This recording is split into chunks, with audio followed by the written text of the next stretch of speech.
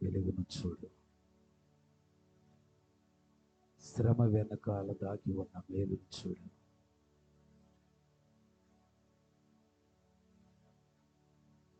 కష్టము వెనక దాగి ఉన్న సుఖాన్ని చూడు.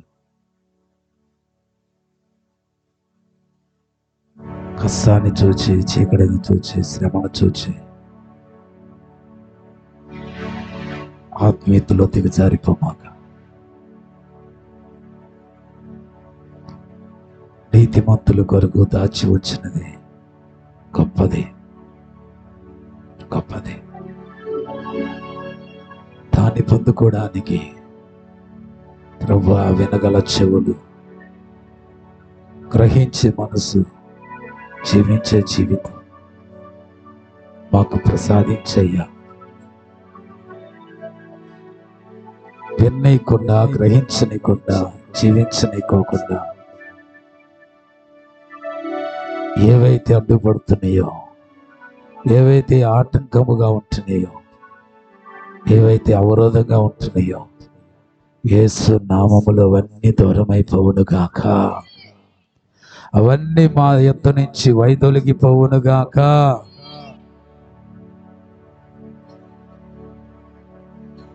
ప్రభువా, నిదాసులమైన మా నోటిని తాకండి, చదువులను కాల్చండి. ఇర్మియా నోటిలో నీ మాట నుంచినట్లుగా మా నోటిలో మీ మాట నుంచండి. పెంతెకొస్తు దినాన మేడగది మీద ఉన్న భక్తుల యొక్క నాలుకలు విభాగించబడినట్లుగా మా నాలుకలు విభాగించండి. వండుచున్న పదలో నుంచి మోషేతో మాట్లాడిన స్వరం మీ దాసులకు వినిపించి నీ ప్రజలతో పలికించమని కావలసిన వారిని నడిపించిందయ్యా. నిర్లక్ష్య ధోరణి తీసివేయండి. యేసయ్య శక్తి కలిగిన నామములో ప్రార్థించి మనవులని వేడుకొనుచున్నాము తండ్రి. ఆమేన్, ఆమేన్, ఆమేన్, ఆమేన్. హల్లెలూయా, హల్లెలూయా. మంచిది. కూడి వచ్చిన మీ అందరికీ ప్రభు అయిన యేసుక్రీస్తు నామములో నా హృదయపూర్వకమైన వందనం వచ్చిన తెలియజేస్తా ఉన్నాను. హల్లెలూయా. రాజు బాగున్నాయా? ఓకే, హాలిడేస్ అన్ని ఎంజాయ్ చేసావు. కొద్ది నిమిషాలు మన మధ్యలో బైబిల్ ట్రైనింగ్ చేస్తున్న దానియేల్ వచ్చి ఒక పావు గంట 20 నిమిషాల లోపు ఆయన వర్తమానం అందిస్తారు. తర్వాత మిగిలిన సమయాన్ని మీకు బోధిస్తాను నేను. చప్పట్లు కొడుతూ అభినందిద్దామా యువ దైవ సేవకుడిని. హల్లెలూయా. ప్రత్యేకమైన సమయాన్ని ఇచ్చిన దేవునికి మీ అందరికి స్తుతులు, నా తరపున స్తుతులు చెల్లిస్తున్నాను. కూడి వచ్చిన మీ అందరికీ హృదయపూర్వక వందనాలండి. అదేవిధంగా ఈ యొక్క శ్రేష్టమైన సమయాన్ని ఇచ్చిన దైవజనునికి నా హృదయపూర్వక వందనాలు తెలియపరుచుకుంటున్నానండి.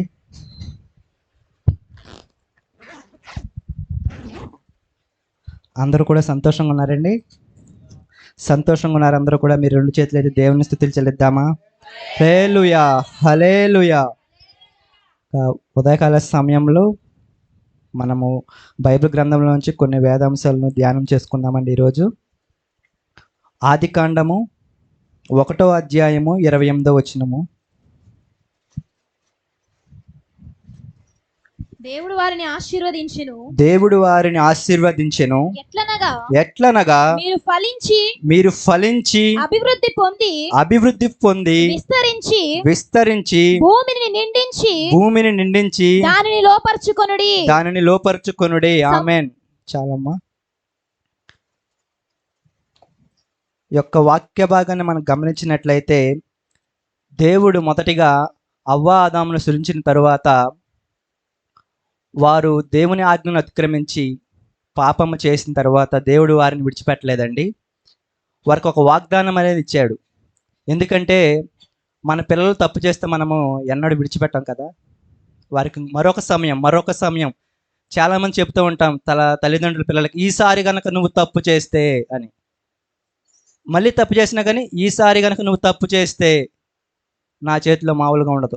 అలా పది పది చెప్తూనే ఉంటాం. ఎందుకంటే పిల్లలు భయభక్తులు పెంచాలని, సరైన క్రమంలో పెంచాలని చెప్పి మనం ఆ మాట వాడుతూ ఉంటాము. వాళ్ళని అవసరమైతే దండిస్తూ ఉంటాం. అయితే ఆనాడు దేవుడు కూడా అవాదములు పాపం చేసిన తర్వాత వారిని విడిచిపెట్టలేదండి. వారికి వాగ్దానం చేశాడనమాట. ఆశీర్వదించాడు అక్కడ. మీరు ఫలించి అభివృద్ధి పొంది విస్తరించి భూమిని నిండించి దానిని లోపరుచుకొనుడి అని. అయితే కానీ ఆనాటి నుండి వారు ఫలిస్తూ అభివృద్ధి పొందుతూ ఉన్నారు, కానీ లోకాన్ని మాత్రం జయించలేకపోతున్నారు. నేడు చాలామంది మనలో కూడా లోకాన్ని జయించలేక దేవుడు లోకాన్ని లోపరుచుకోండి అంటే మాత్రం మన లోకానికి బందీ అయిపోతున్నాం. మన జీవితం చాలా స్వల్పమైనది. ఈ జీవితం కాస్త కరిగిపోయేలాగా సమయాన్ని సద్వినియోగం చేసుకోకుండా చాలామంది ఇష్టానుసారంగా లోక ఆశలతో, వారికి తోచిన విధముగా శరీర కోరికలతో, లోక వ్యామోహంతో, అధికార వ్యామోహంతో, డబ్బు వ్యామోహంతో ఈ లోకం చేత బంధింపబడుతున్నారు. చాలామంది చెరలో బతుకుతున్నారు ఈనాటి కాలంలో. మనకు తెలిసిన వారు కానీ మన ప్రియ బంధువులు ఎవరైనా చెరలో ఉంటే మనం సంతోషిస్తామండి? అయ్యో, వారు పాపాలు చేసి, కొంతమంది పాపాలు చేసి చెరలోకి వెళ్ళిపోతారు. వాళ్ళని చూసి మనం బాధపడతాం. ఆ తప్పు చేయకుండా ఉంటే వాళ్ళు చెరలోకి వెళ్ళేవారు కాదు కదా అని. దేవుడు కూడా చెరలో ఉన్నవారని చూసి బాధపడుతూ ఉన్నాడు. నా బిడ్డలు నా మాట వినినట్లయితే ఈ లోకమైన చెరలో ఉండేవారు కాదు కదా. ఈ లోకాన్ని జయించమని నేను చెబితే, ఈ లోకాన్ని లోపరుచుకోమని నేను చెబితే వీరు లోకానికి బందీ అయిపోయారే, సాతానుకు బందీ అయిపోయారే అని చెప్పి దేవుడు బాధపడుతున్నాడు. చాలామంది నేటికి కూడా జీవితాన్ని సరైన విధంగా జీవించడం లేదండి. వారికి ఇష్టానుసారంగా ఇష్టమైన రీతిలో జీవిస్తున్నారు. కొందరు కామం, క్రోధం, కోరికలతో క్షమాహరమైన పనులు పాల్పడి కష్టాల కడలో కొట్టుకుపోతున్నారు. కొందరు పగ అంటూ, ప్రతీకారం అంటూ పిసినారితనంతో పడరాని పాటలు పడుతున్నారు. కొందరు చెయ్యరాని, చేయకూడని తప్పులు చేస్తూ జబ్బులతో తనువును చాలిస్తున్నారు మరి కొంతమంది. మనిషి జీవితం ఒక ఉదాహరణ చెప్పాలనుకుంటున్నానండి. మనిషి జీవితం అనేది ఒక విస్తరాకు లాంటిదండి. ఆ విస్తరాకు మన శుభ్రం కడిగి ఆహారం వడ్డించిన తర్వాత అంతవరకు దానికి విలువ ఉంటుంది. ఒక్కసారి తిని దానిని మొత్తం విస్తరాకును మొత్తం ఖాళీ చేస్తే అది దాన్ని అసహ్యంగా చూస్తాము, దూరంగా విసిరేస్తాం. అలాగే మనిషి జీవితం కూడా ఊపిరి ఉన్నంత వరకే మన విలువ ఉంటుంది. ఊపిరి ఉన్నప్పుడు నువ్వు దేవుని తెలుసుకోవాలి. విస్తరాకు మనం తినేసి అవతల పడేసిన తర్వాత అది బాధపడదంటండి. నేను ఒకరికి ఆకలి తీర్చాను కదా అని ఆనందపడుతుందంట. నువ్వు రక్షణ పొందుకున్న నువ్వు ఇతరులకు రక్షించాలని ఆశ నీలో ఉందా? సువార్తకై నీ యొక్క దానిని నువ్వు వెచ్చిస్తున్నావా? సువార్త పనిలో నువ్వు పాలిభాగస్తుడు అవుతున్నావా? ఒకసారి నువ్వు ప్రశ్నించుకో. సమయం ఉండగానే ఇల్లు చక్కబెట్టుకోవాలి. నేటి చాలామంది యువత చెడు త్రోవలు వెళ్ళిపోతున్నారు. క్షణికమైన ఆవేశంతో క్షణిక ఆనందం కోసం పడరాని పాటలు పడుతూ జీవితం అనే యొక్క గమ్యాన్ని సరిగ్గా చేరుకోక మధ్యలోనూ తనువు చాలిస్తూ చాలామంది జీవిస్తున్నారు. అసలు జీవితం అనేది మనం కష్టపడిపోయి పెద్ద గాలిలో మేడలు కట్టాల్సిన అవసరం లేదండి. బంగ్లాలు, కార్లు తిరగాల్సిన అవసరం లేదు. బంగ్లాలు కట్టి కారుల్లో తిరగాల్సిన అవసరం లేదు. లోకంలో పెద్ద పేరు ప్రఖ్యాతులు సంపాదించుకోవాల్సిన అవసరం లేదు. ఉన్న సమయాన్ని చేతనంత అర్థవంతంగా జీవిస్తే చాలండి. హల్లెలూయా. ఈ మాటలన్నీ కూడా మనకు బైబిల్లో చాలా స్పష్టంగా చెప్పడం జరుగుతుంది. ప్రసంగి 9వ అధ్యాయం 7వ వచనం చదివినట్లయితే,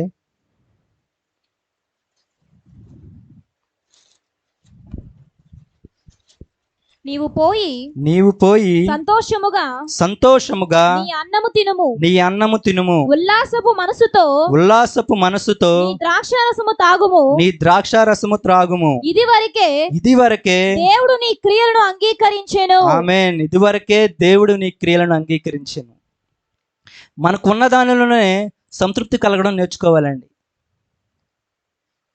మనకు తక్కువ ఉన్నా, ఎక్కువ ఉన్నా, ఎంతైతే ఉన్నదో, కొద్దిగా ఉన్నదైనా సరే దానిలో సంతృప్తి కలిగి జీవించడం నేర్చుకోవాలని చెప్పేసి ఇక్కడ స్పష్టంగా తెలియపరచడం జరుగుతుంది. మనకు ఉన్నది తక్కువైనా సరే, మనకు వేలకల విలువైన వస్తువులు లేకపోయినా సరే ఉన్న దాంట్లో సంతృప్తిగా జీవించడం అనే యొక్క జీవితం యొక్క సారాంశం అండి.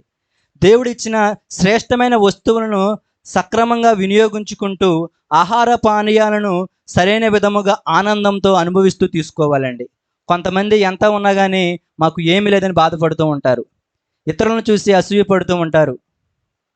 చాలామంది మా జీవితాలలో అవకాశాలు లేవు, అవకాశాలు ఉంటే ఇంకా గొప్పగా ఉండేవాళ్ళమేమో, వాళ్ళ తల్లిదండ్రులు వారి తాత ముత్తాతలు మా ఆస్తిని నాశనం చేశారు, అందుకే మేము ఈ పరిస్థితిలో ఉన్నాము అని బాధపడుతూ ఉంటారండి.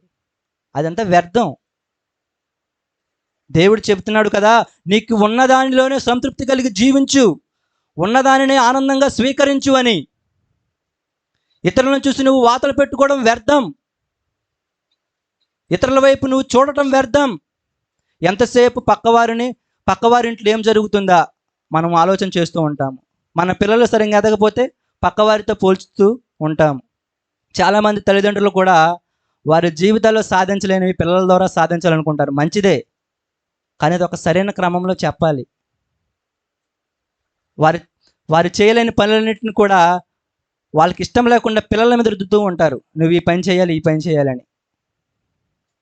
పిల్లల మనసు కూడా ఎరిగి వారి జీవితంలో ఏమి సాధించాలనుకుంటున్నారో ఆ వైపు మనం అడుగులు వేసే విధంగా ప్రోత్సహించాలి. అంతేగాని నీ కోరికలను నీవు వారి మీద రుద్దకూడదు. దేవుని చిత్తం ఏంటో ఎరిగి ప్రార్థన పూర్వకంగా అది గ్రహించి నీవు పిల్లలకు చెప్పాలి, నచ్చ చెప్పాలి, వారిని సరైన మార్గంలో నేర్చుకోవాలి. అలాగే మనకున్న ఏదైనా సరే, నీకు చిన్న బండి ఉన్నా కానీ ఎదుటి వారిని చూసి అసూయ పడకూడదు. వారు కారులో తిరుగుతున్నారే, బంగ్లాల్లో కట్టుకొని మిద్దె మేడల్లో ఉంటున్నారని చెప్పి మనం కూడా అసూయ కలిగి ఉండకూడదు. చాలామంది వారు కష్టపడి పని చేయకుండా ఇతరులను చూసి అసూయ పడుతూ ఉంటారు. వారి ఎదుగుతూ ఉంటే వారి మీద చెడు మాటలు చెప్పేవారు కూడా చాలామంది ఉన్నారు. ఆ ప్రవర్తన కూడా మనం మార్చుకోవాలి. మరొకటి ఏంటంటే శ్రద్ధగా పని చేయడం. జీవితం ఎదగాలంటే మనం శ్రద్ధగా పని చేయడం కూడా అలవాటు చేసుకోవాలి. మనము దానియేలు గ్రంథం చూసినట్లయితే చాలామంది దానియేలు అనగానే సింహాల గుహలో దేవుడు రక్షించాడని ఒక మాట చెప్తారు. అదే వినే అందరూ దానియేలు సింహాల బోన్లో దేవుడు రక్షించాడు దానియేలుని, సింహాలు నోరు ముయించాడు, అంతే. కాదండి, దానియేలు గురించి తెలుసుకోవాలంటే మనకు చాలా ఉంది. ఇంకా దానియేలు గ్రంథము 1వ అధ్యాయం 1వ వచనం చూసినట్లయితే, యూదారాజుకు యెహోయాకీము ఏలుబడిలో 3వ సంవత్సరమున బబులోను రాజుకు నెబుకద్నెజరు యెరూషలేము మీదకి వచ్చి దానిని ముట్టడి వేయగా. చాలండి, ఈ యొక్క దానియేలు గ్రంథం మొత్తం మనం చదివినట్లయితే దానియేలు యొక్క జీవిత చరిత్రను మనం గ్రహించవచ్చు. ఇక్కడ యెహోయాకీము ఏలుబడిలో ఇశ్రాయేలు ప్రజల యూదా జనాంగం మీదకి నెబుకద్నెజరు రాజు దాడి చేసినప్పుడు రాజవంశానికి చెందినటువంటి 4 దానియేలు, షడ్రకు, మెషకు, అబేద్నెగోలు చెరలోకి వెళ్తారండి. వారు యెహోయాకీములో ఏలుబడిలో దేవుడు వారిని రక్షించిన దేవుడు నెబుకద్నెజరు ఏలుబడిలో కూడా తమను రక్షిస్తాడని చెప్పి ధైర్యంగా ఉన్నారు. ధైర్యాన్ని కోల్పోలేదు. నేడు మన పైన ఎంతమంది అధికారులు మారుతూ ఉన్నా, మనని హింసలకు గురి చేసే అధికారులు ఎందరో వచ్చి ఉన్నా కానీ మనం ధైర్యంగా ఉండాలండి. ఇప్పటి వరకు కాచి కాపాడిన దేవుడు ఇక ముందు కూడా మనల్ని కాచి కాపాడతాడు. ఆ ధైర్యాన్ని దానియేలు ప్రదర్శించారు. అలాగే శ్రద్ధగా పనిచేయడం ఒకటి మనం చూసినట్లయితే, ఎప్పుడైతే దానియేలు నెబుకద్నెజరు రాజ్యానికి వెళ్ళాడో అక్కడ శ్రద్ధగా పనిచేయడం నేర్చుకున్నాడండి. అక్కడ ఉపనిషత్తులు చదివాడు, రాజరిక గ్రంథాలను చదివాడు, అక్కడ ఆచారపు అలవాట్లను గ్రహించాడు. కానీ ఎప్పుడు కూడా పవిత్రతను కోల్పోలేదండి. అపవిత్రమైన ఆహారాలకు దూరంగా ఉన్నాడు, అపవిత్రమైన కార్యాలకు దూరంగా ఉన్నాడు. కానీ దేవుని విడిచిపెట్టలేదు. కానీ శ్రద్ధగా పనిచేయడం నేర్చుకున్నాడు. దేవుడు తన ప్రజల్ని విడిచిపెట్టడు కదా. వెంటనే దానియేలు బందీగా వెళ్ళంగానే అతను రాజుగా చేయలేదు. చాలా శ్రద్ధగా పనిచేయడం కాలక్రమేణా ఎదుగుతూ ఒకానొక సమయంలో 120 మంది అధిపతులకు పైగా 3 అధిపతులు నియమించబడ్డారు. వాళ్ళలో 3లో అతి ప్రాముఖ్యమైన వాడు దానియేలు అండి. హల్లెలూయా. మనం శ్రద్ధగా పనిచేయాలి. జీవితంలో ఉన్న కాలాన్ని సద్వినియోగం చేసుకుని శ్రద్ధగా పనిచేస్తూ వచ్చిన అవకాశాలను సద్వినియోగం చేసుకుంటూ ముందుకు వెళ్ళాలి. ప్రియ దేవుని బిడ్డలారా, చాలామంది యువత నేటి ఆన్లైన్లో గేమ్స్కి, అల్లరితో కూడిన ఆటపాటలతో కూడిన వీడియోలు చూడటానికి, టిక్టాక్లో వాళ్ళ యొక్క కాలాన్ని వ్యర్థంగా చేసుకుంటున్నారు తప్ప, ప్రేమ అనే వ్యవహారాల్లో కాలయాపన చేస్తున్నారు తప్ప సమయాన్ని సద్వినియోగం చేసుకోవట్లేదు. ప్రియ దేవుని బిడ్డలారా, ఇక్కడ దానియేలు ఎప్పుడైతే శత్రు రాజ్యానికి బందీగా వెళ్ళాడో అక్కడ యొక్క అలవాట్లు, భాషలు అన్నీ నేర్చుకొని, అక్కడ రాచరిక విధానాన్ని అలవర్చుకొని మెల్లమెల్లగా క్రమంగా అక్కడున్న సంగతులన్నీ గ్రహించాడు. దేవుని విడిచిపెట్టలేదు. దేవునికి ప్రభువా నీ జ్ఞానాన్ని, నీ దర్శన వాగ్దానం నాకు ఇవ్వు అని ఎప్పుడైతే దర్శన వాగ్దానాన్ని, జ్ఞానాన్ని పొందుకున్నాడో రాజుకు సంబంధించిన కలల భావాలను చెప్పడం జరిగింది. రాజు చేత హెచ్చింపబడ్డాడు. అలాగే అధిపతులు, ముఖ్యంగా రాజు ప్రధాన సలహాదారుడిగా నియమించబడ్డాడు. హల్లెలూయా. చాలామంది మాకు అవకాశాలు లేవు, మేము ఇంటర్వ్యూలకు వెళ్తుంటే వారు మమ్మల్ని తీసుకోవట్లేదు, నువ్వు చక్కగా చదివేవనుకో వారు ఖచ్చితంగా తీసుకుంటారు. సమయాన్ని సక్రంగా ఉపయోగించుకుని వెళ్తే కంపల్సరీగా వాళ్ళని తీసుకుంటారు జాబుల్లో. నేను అది చదువుకోలేదు, ఉన్నత చదువులు చదువుకోలేదు అనుకుంటారు. ఒక ఎగ్జాంపుల్ మీకు చెప్పాలనుకుంటున్నాను. ఒక పక్షి ఒక గూడు కట్టుకుందండి. చాలా కష్టపడి వేసవికాలం అంతా సమకూర్చుకొని గూడును కట్టుకుంది. వానాకాలం వచ్చినప్పుడు వెంటనే ఆ గూడు తడవడం ప్రారంభించింది. వెంటనే అది బయటకు వచ్చి చూసింది, తన గూడు తడిసిపోతుందని చెప్పేసి లోన మదన పడింది. తర్వాత పిడుగులు, మెరుపులతో కూడిన ఇంకా భయంకరమైన వాన పెరుగుతూ సాగింది. వెంటనే గూడు చెల్లాచెదురైపోయి మొక్కలైపోయి కిందకి రాలడం ప్రారంభించింది. వెంటనే బాధతో బయటకు వచ్చి 2 రెక్కలు విదిలిచ్చి చెట్టు కొమ్మపైకి చేరింది. అయినా కానీ అది బాధపడలేదండి. దేవుడు తనకి ఇచ్చిన 2 రెక్కలతో మళ్ళీ నేను గూడు కట్టుకోగలను అనే ఒక ధైర్యంతో ముందుకు వెళ్ళింది. ప్రియ దేవుని బిడ్డలారా, హల్లెలూయా. అలాంటి ధైర్యం మనకు ఉండాలి. ఎప్పుడైతే రాజు దానియేలును ప్రార్థించొద్దని చెప్పాడో, తన యొక్క ప్రార్థన విన్నప్పుడు రాజుకు మాత్రమే వినిపించాలని ఆజ్ఞ జారీ చేసినప్పుడు దానియేలు భయపడలేదండి. తన కిటికీలు తెరిచి యెరూషలేము వైపుకు దేవునికి 2 చేతులతో ప్రార్థించాడు. అలాంటి ధైర్యం మనకు ఉండాలి. శ్రమల కాలంలో, శత్రు కాలంలో ఎదురు నిన్ను ఉన్నా సరే మనం ధైర్యాన్ని కోల్పోకుండా ముందుకు సాగాలి. హల్లెలూయా. అలాగే కొంతమంది చేసిన తప్పులు సరిదిద్దుకోరండి. అవ్వాదాము ఆనాడు పాపం చేసినప్పుడు చెట్టు వెనకాల దాక్కున్నారు. చెట్టు వెనకాలకు వెళ్ళి దాక్కుని వాళ్ళు చేసిన తప్పుని సమర్థించుకున్నారు. నేటి మంది జీవితంలో ఎదగపోవడానికి కారణం కూడా ఇదే. తమ తప్పులను దాచిపెట్టుకుని సమర్థించుకుంటున్నారు. అలా ఎప్పుడు చేయకూడదండి. మన తప్పులు సరిదిద్దుకోవాలి. హల్లెలూయా. కొంతమంది ఆందోళన పడుతూ ఉంటారు. ఆందోళన అనేది మనకు అవసరం లేదండి. ఎందుకంటే దేవుడు ఇచ్చిన జీవితాన్ని ప్రభునందు స్థిరులై ఆయనకు కృతజ్ఞత కలిగి జీవిస్తూ ఉంటే ఆయన మన అక్కరలను తీరుస్తాడండి. మన మార్గము యెహోవాకు అప్పగించాలి. 37వ కీర్తన 5వ వచనం చెబుతారు, మన మార్గాన్ని దేవునికి అప్పగించాలండి. 37వ కీర్తన 27-28వ వచనంలో దేవుడు తన భక్తుల్ని అన్నడు విడిచిపెట్టడు. హల్లెలూయా. కానీ ఇవన్నీ మరిచి లోకంలో బందీ అయిపోతున్నారండి. చాలామంది కూడా దైవజనులు చెప్పిన మాటలను పెడచెవిన పెడుతున్నారు. సత్యవాక్య బోధలు వింటూ కూడా పెడచెవిన పెడుతూ లోకంలో చెరలో బతుకుతున్నారండి. దేవుడు చెబుతున్నాడు, నీ కోసం నిరీక్షణ కలిగి నువ్వు వస్తావని ఎదురు చూస్తున్నాను. నా దీర్ఘశాంతను నువ్వు చులకనచ్చగా చూడకూడదు. హల్లెలూయా. దైవజనులు ఎందుకండి అంత శ్రమపడి చెప్తూ ఉంటారు మనకి? ఎంతో సమయం వేచించి ప్రార్థనాపూర్వకంగా వారు ధ్యానించి మనకు ఎందుకు చెప్తారు తెలుసండి? మన జీవితాన్ని సరిచేసుకోవాలని. కానీ ఆ యొక్క సత్యవాక్య బోధనలు మనం పెడచెవిన పెడుతున్నాము. ఇంకా లోకం అనే బందీలో ఉంటున్నాము. దేవుని దీర్ఘశాంతమును చులకనగా చూస్తున్నాము. 1వ పేతురు రాసిన మొదటి పత్రిక 3వ అధ్యాయం 19వ వచనం మనం చూసినట్లయితే, ఈ వాక్యం చదువుకుని మనం ముగించుకుందాం. దేవుని దీర్ఘశాంతము ఇంకా కనిపెట్టుచుండినప్పుడు పూర్వము నోవాహు దినములలో ఓడ సిద్ధపరచబడుచుండగా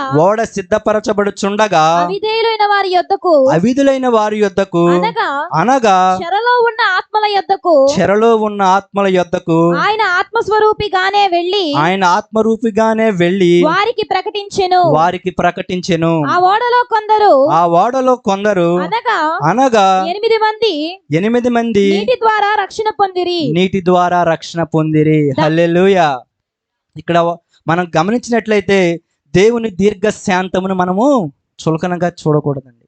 దేవుడు దీర్ఘశాంతముతో ఎదురు చూస్తూ ఉన్నాడు, నువ్వు నా దగ్గరికి వస్తావా అని. మానవ రూపంలో ఉన్న మన కొరకు మానవ రూపంగా ఆయన ఈ భూమికి దిగివచ్చి తన సువార్తను ప్రకటిస్తే విని మనము చులకనగా చూస్తున్నాము.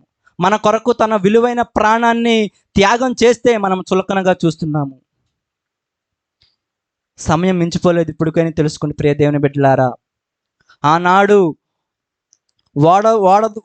నోవాహు దినములలో ఓడ సిద్ధపరచబడినప్పుడు దేవుని మాటను పెడచెవిన పెట్టిన వారందరూ నీటిలో మునిగిపోయారు. 8 మంది మాత్రం రక్షింపబడ్డారు. ప్రియ దేవుని బిడ్డలారా, నీటి ద్వారా నువ్వు రక్షింపబడాలి అంటే బాప్తిసం తీసుకోవాలి. హల్లెలూయా. చాలామంది బాప్తిసం తీసుకున్న తర్వాత కూడా లోకానికి బందీ అయిపోతున్నారు, సమాధానం లేని వారిగా జీవిస్తున్నారు.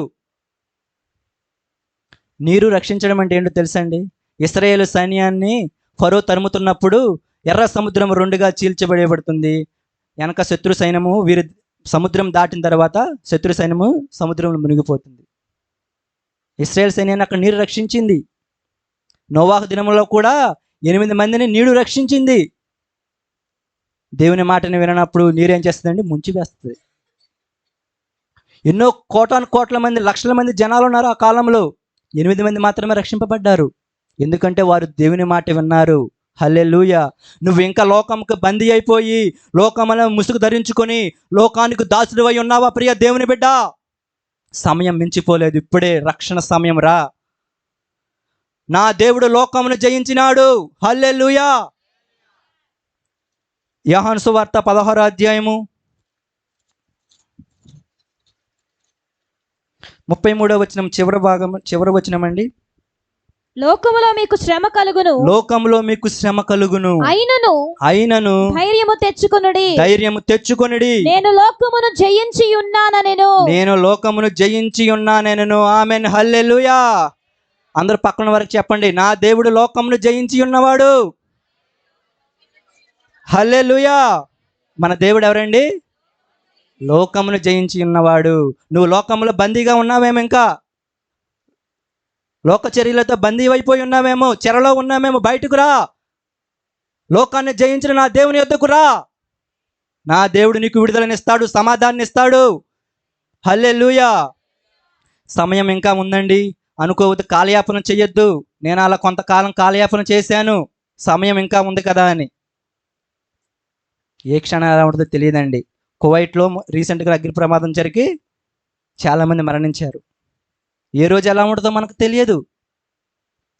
ప్రియ దేవుని బిడ్డలారా, రక్షణ లేని వారు కనీసం ఇప్పుడైనా మేలుకున్న రక్షణ పొందండి. రక్షణ పొందిన వారు ప్రభునందు స్థిరులై జీవించండి. ప్రభు అట్టి దీవెన కృపను మనకు దయచేయును గాక. ఆమేన్. దేవుడు తన వినిటులు ఈ మాటలు దీవించును గాక. హల్లెలూయా. హల్లెలూయా.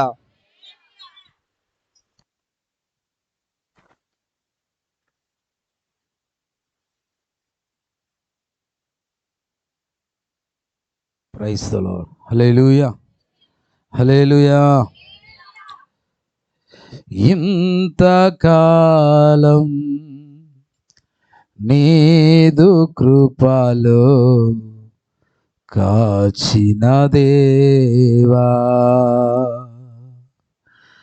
ఇంతకాలం నీదు కృపలో కాచిన దేవా, ఇకను కూడా నాకు తోడు నీడ ఇవే కదా, ఇకను కూడా మాకు తోడు నీడ నీవే కదా. ఇంతకాలం నీదు కృపలో కాచిన దేవా. హల్లెలూయా. దేవుడు ఇంతకాలము మనల్ని కాచి కాపాడి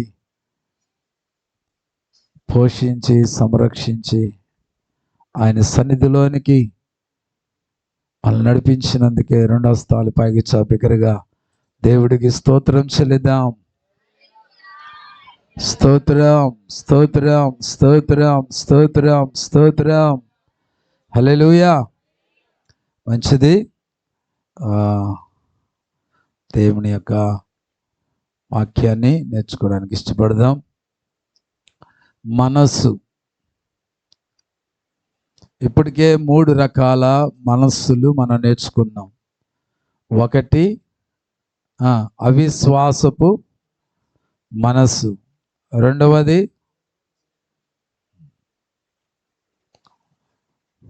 చెప్పండి, కోరికలు తీర్చుకునే మనస్సు. మూడవది కలవరపడే మనస్సు, కలవరాన్ని పెట్టేది. కలవరపడే మనస్సు ఇతరులను కలవరానికి గురి చేస్తుంది. నాలుగవదిగా చూద్దాం. నిర్గమాకాండం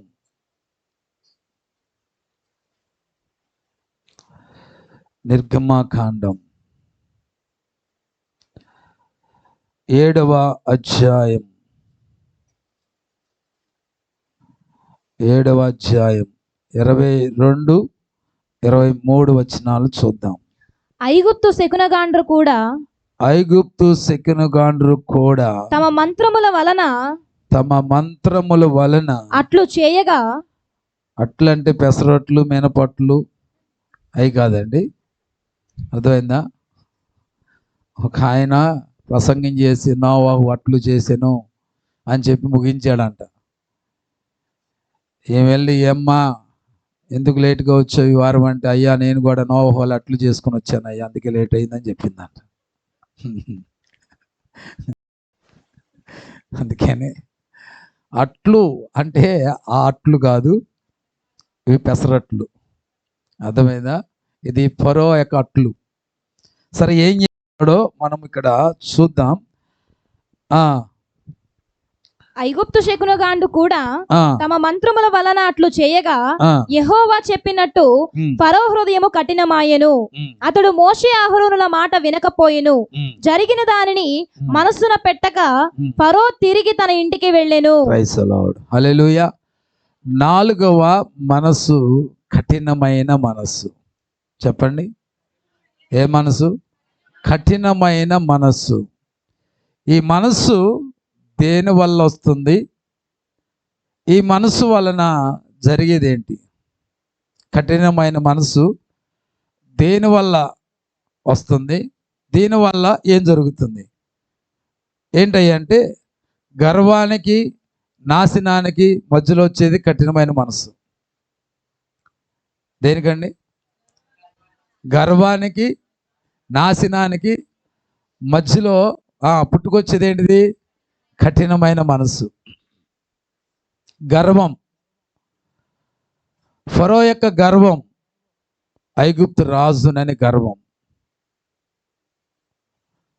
ఆ గర్వం ఏం చేసిందంటే దేవుడి మాటలు వినుకోకుండా తన మనస్సును కఠినపరిచేసింది.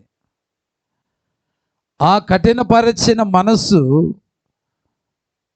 ఏం చేసిందంటే తాను నష్టపోవడం మాత్రమే కాదు, తాను నమ్ముకున్న ప్రజలు కూడా నష్టపోయేటట్లుగా చేసింది. హల్లెలూయా. ఈ కఠినమైన మనస్సు వలన తాను నష్టపోయాడు, తన యొక్క ప్రజలు కూడా ఏమైపోయారు? నష్టపోయారు. ఈరోజు ప్రియ దేవుని బిడ్డలారా, మన జీవితాలలో కఠినమైన మనసు అనేది ఏమాత్రం రాకూడదు. హల్లెలూయా. దాన్ని రాకుండా కాపాడుకునే బాధ్యత మంది.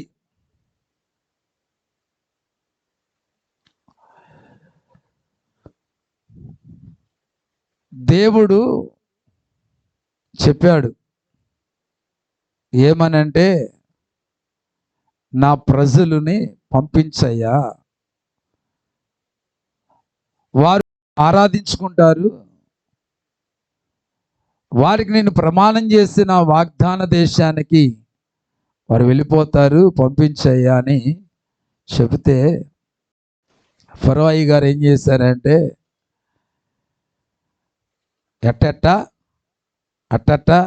ఎట్ట జరుగుద్ది? ఈ ప్రజల వలన నేను చాలా సంపాదించుకున్నా, సమృద్ధిగా నా దేశము ఉంది. వీళ్ళు పంపించేస్తే ఇప్పటి వరకు వీరు చేసిన పని ఎవడు చేస్తాడు? వీళ్ళు పంపించేస్తే ఇప్పటిదాకా చేసిన పని ఎవరు చేస్తారు? ఇప్పటి వరకు వీళ్ళు చేసిన పనులు బట్టి నేను సుఖపడ్డా, సంపాదించుకున్నా. ఇప్పుడు వీళ్ళని పంపించేస్తే నా సుఖం ఏమైపోవాలి? నా సంపాదన ఏమైపోవాలి? ఇంకా నేను సంపాదించుకోవాలి కదా, ఇంకా సమృద్ధిలోనికి రావాలి కదా అన్నట్లుగా ఆలోచన చేసిన వాడే 430 సంవత్సరాల పాటు ఏమండి బానిసత్వపు పనులు చేయించుకున్నది చాలక ఇంకా పంపించడానికి అతడు ఏమాత్రము విననొల్లని వాడి వల్ల జీవిస్తూ ఉన్నాడు. ఇక్కడ ఏంటి సందర్భం ఏమిటయ్యా అంటే, ఇశ్రాయేల్ ప్రజలందరూ కూడా ఐగుప్తు యొక్క చెరలో నుంచి బయటపడడానికి యెహోవాకు మొరపెట్టుకున్నారు. దేవుడు వారి మొరవిని మోషేను వారి యొద్దకు పంపించాడు. పంపించి, అయ్యా నన్ను దేవుడు పంపించాడు, ఇశ్రాయేల్ ప్రజలందరినీ పంపించమంటే మనోడు ఎలాగా బిహేవ్ చేశాడంటే, నేను పిచ్చి యాదవ్ అనుకున్నావా నువ్వు పంపించమంటే పంపించేయడానికి అన్నట్లుగా మోషే మాటలకు బదులు సమాధానం చెప్పాడు. దేవుడు చెప్పాడు, నువ్వు వెళ్తే నమ్మడేమో, నువ్వు ఎవరు పంపించారు నిన్ను అడుగుతాడేమో, అడిగినప్పుడు చెప్పు నేను ఉన్నవాడనని చెప్పు. హల్లెలూయా, హల్లెలూయా. నేను ఉన్నవాడినని చెప్పు. నమ్మకపోతే నీ చేతులు ఉన్న కర్రను నేను వాడుకుంటాను అంతే. హల్లెలూయా. అలాగా చక్కగా మంచిగా చెప్పాడు. చెప్పితే ఫరో ఏం చేశాడంటే వినుకోకుండా కఠినాత్ముడిగా వ్యవహరిస్తూ వచ్చాడు. అలాగా వ్యవహరిస్తున్న టైంలో దేవుడు తన శక్తిని, తన ప్రభావమును 10 విధములైన తెగులు చేత తెలియజేశాడు. ఆ 10 తెగుల్లో ఒక తెగులు నీరు రక్తంగా మారిపోవడం. ఏమైపోయిందండి? నీరు రక్తంగా మారిపోయింది. మారిపోయినప్పుడు ఫరోకు చెప్పాడు, ఫరో చూడు, నీ కఠినమైన మనసును బట్టి నీళ్ళంతా రక్తంగా మారిపోయాయి. ఇప్పటికైనా నా ప్రజలను పంపించాయి అంటే ఏం చేశాడంటే, పంపించకపోగా తన దగ్గర ఉన్నటువంటి శకునగాండ్రులను పిలిపించి వారి చేత మంత్రాలు మంత్రింపజేసి, వారి మంత్రాల ద్వారాగా, వారి యజ్ఞాల ద్వారాగా రక్తంగా మారిపోయిన నీటిని మరలా నీరు మార్చేద్దాం. నీరేమైపోయింది? రక్తంగా మారింది. రక్తంగా మారినటువంటి ఆ నీరుని మరలా ఏం చేద్దాం అనుకున్నాడు? నీటిగా చేద్దాం అని చెప్పి వారు ఎన్నో ప్రయత్నాలు చేసినా వారి ప్రయత్నాలు దేవుని శక్తి ఎదుట పనిచేయలా. వారి ఆటలు సాగలేదు, వారి మంత్రాలు పనిచేయలా. అందుకనే మన పెద్దోళ్ళు అంటారు, మంత్రాలకు చింతకాయలు రాలవు. ఒక మాంత్రికుడికును ఓ పాదిరి గారికి ఓ పందెం వచ్చిందంట. పందెం పడింది. పాదిరి గారు అన్నారంట, నీ మంత్రశక్తి గొప్పదో నా ప్రార్థన శక్తి గొప్పదో తెలుసుకుందాం అన్నాడంట. ఓకే తెలుసుకుందాం, అయితే ఎక్కడికి వెళ్దాం? ఎక్కడికి వెళ్దాం ఏంటంటే చింతకాయలు కాసి చెట్టు దగ్గరికి వెళ్దాం అన్నాడంట. అని చెప్పి ఇద్దరు వెళ్ళారంట. పాదిరి గారు అన్నారంట, ఓ మంత్రస్వామి, నువ్వు మంత్రాలు మంత్రించు, చింతకాయలు రాలేనట్టుగా నేను ప్రార్థిస్తా రాలకుండానట్లుగా అన్నాడంట. అయితే మాంత్రికుడు అన్నాడంట, అలాగే అన్నాడంట. అని చెప్పి ఈ మంత్రసాని ఏం చేస్తున్నాడంటే మంత్రాలు మంత్రిస్తా ఉన్నాడంట. అవి ఒక్కడిగా రాలి సావట్లా. పక్కన పాదిరి గారును ప్రార్థన చేస్తున్నాడంట. నా మట్టుకు నేను చెప్తున్నాను కదా, పెద్దలు చెప్పిన సామెతని బట్టి పాదిరి గారు ప్రార్థించకపోయినా ఒక్క చింతకాయ రాలేదు కాదు. ఆ సత్యం ఆయనకు తెలుసు. హల్లెలూయా, హల్లెలూయా. పాపం వీళ్ళు ఎన్నో మంత్రాలు మంత్రించిన రక్తం మరలా నీరుగా మారట్లా.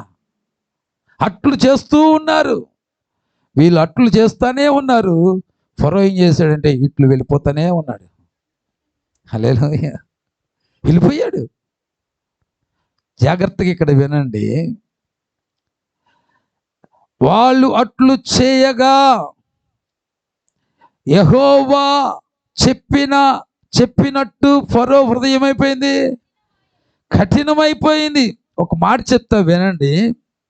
దేవుడు ఫరోను ఎందుకు నియమించాడంటే, ఎందుకు ఆ రీతిగా కఠినమైన ఫరోగా దేవుడు నియమించాడంటే, రాబోతున్న జనరేషన్కి ఒక మేల్కొల్పు కొరకు. చూడండి 9వ అధ్యాయము 16వ వచనం చూడండి. 9:16. నా బలమును నీకు చూపునట్లును భూలోకమందంతటా నా నామమును ప్రచురము చేయనట్లును ఇందుకే నిన్ను నియమించితిని. అందుకు నియమించుకున్నాడు దేవుడు.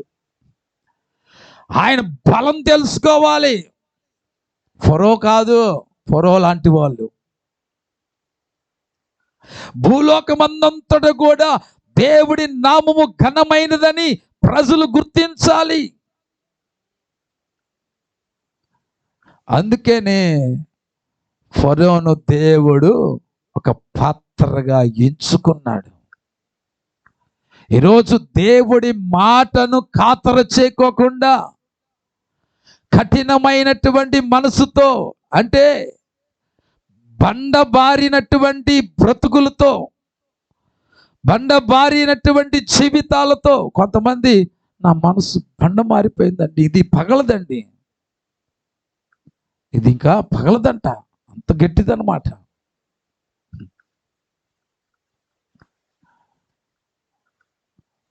బండలాంటి బ్రతుకులను కూడా మార్చగలిగిన సొత్తు లాంటి వాక్యం ఇది. హల్లెలూయా. బండలు పగలు కొట్టిందో 6 100 6 నేను మారనంటే మారను అంతే అన్న వాళ్ళు సైతం మార్పు నుండి ఏమండి మారు మనసు పొందడానికి కారణమైన వాక్యాన్ని ప్రకటిస్తూ ఉన్నారు ఇప్పుడు. హల్లెలూయా, హల్లెలూయా. కఠినాత్ముడుగా వ్యవహరిస్తూ వచ్చాడు. అలాగ ఉండడానికి కారణం ఏంటంటే, ఫరోను ఎందుకు నియమించుకున్నాడంటే దేవుని బలము భూలోకమందంతటా తెలుసుకోవాలి. Praise the lord. కఠినాత్ములుగా బ్రతుకుతే, జీవిస్తే వారి జీవితాలు ఎలాగా పతనానికి నాంది పలుకుతుందో తెలుసుకుంటారని ముంగుర్తుగా ఫరోను ఒక పాత్రగా నియమించాడు అక్కడ. హల్లెలూయా. జాగ్రత్తగానండి. కొంతమందికండి ఉన్నది ఉన్నట్లుగా ప్రకటించడం అనేది ఇష్టం ఉండదండి, ఇష్టం ఉండదు. ఉన్నది ఉన్నట్లుగా ప్రకటించడం అనేది వినేవారికి ఇష్టం ఉండదు. ఇంకోటి చెప్పనా, ఉన్నది ఉన్నట్లుగా ప్రకటించే సేవకుడైనా విశ్వాస అయినా ఎదుటి వారికి శత్రువుగా మారిపోతాడు. అర్థమైందా? ఉన్నది ఉన్నట్లుగా మాట్లాడితే వినేవారికి శత్రువులు అయిపోతారు. ఆడవాళ్ళు గోపలు గుయ్యమంటానికి కారణం ఏంటండి? ఆడవాళ్ళు చెంపలు చెల్లుమంటానికి కారణం ఏంటి చెప్పండి? కారణం ఏంటి చెప్పండి? అయ్యా తాగమాక అయ్యా, ఆరోగ్యం పాడైపోయింది అంటే ఏమి నువ్వు నాకు చెప్తావని పెడేమైనా ఉపయోగిస్తారు. అంతే కదా, ఉన్నది ఉన్నట్టు చెప్పినందుకే కదా. అదే కానీ మా ఆయన బాగా తాగుతాడు, మా ఆయన మంచిగా తాగుతాడు, మా ఆయన సూపర్గా తాగుతాడని పొగిడారనుకోండి, వచ్చేటప్పుడు బిర్యానీ ప్యాకెట్ తీసుకొస్తాడు. ఏం చేస్తాడు? బిర్యానీ ప్యాకెట్. కానీ ఉన్నది ఉన్నది చెప్పారనుకోండి, గోపలు గుయ్యమంటాయి కదా, ఎవరికి నచ్చదు. ఉదాహరణకి యోసేపు ఉన్నది ఉన్నట్లుగా ప్రకటించినందుకే కదా తన అన్నలకు తన తండ్రికి ఏమైపోయాడండి? శత్రువైపోయాడు. పగబట్టేశారంట, బాగా పగబట్టారంట, మరింతగా పగబట్టేశారు. ఆ పగ ఏం చేసిందంటే యోసేపును ఏమండి అమ్మి వేయడానికి కూడా వెనకాడని వారిగా మారిపోయారు.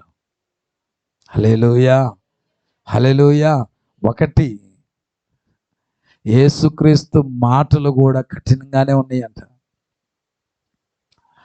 యేసుక్రీస్తు వారు కూడా ఉన్నది ఉన్నట్లుగా ప్రకటించాడు కాబట్టి అప్పటి కాలపు ప్రధాన యాజకులు ఏమంటే పరిసయ్యులు, సద్దుకయ్యులు, శాస్త్రులందరూ కూడా ఎప్పుడు యేసును చంపుదామా అని ఆలోచన చేసి దాని కొరకు చిన్న చిన్న మీటింగ్లుగా పెట్టేవాళ్ళు అంట.